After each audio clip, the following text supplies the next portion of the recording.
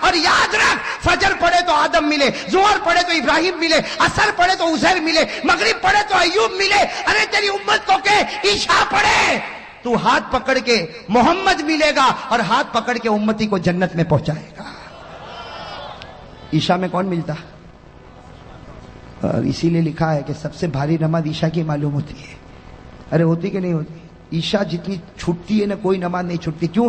اس لیے کہ اس کا ثواب بہت بھاری. شیطان کہتا ہے آدم کا ثواب لے جا, ابراہیم کا لے جا, عزیر کا لے جا, اور مغرب میں تو سب کو لاتا, ایوب کا لے جا. لیکن عشاء میں کہتا نہیں, T V serial, T V program, 2020 cricket کی میچ, عشاء میں آنا نہیں. شیطان کہتا ہے عشاء میں آنا نہیں, اس لیے کہ آئے گا دوسری نمازوں میں, آئے گا دوسرے نبیوں کا ثواب لے جائے گا. عشاء میں آئے گا تو محمد کو لے کر چلا جائے گا.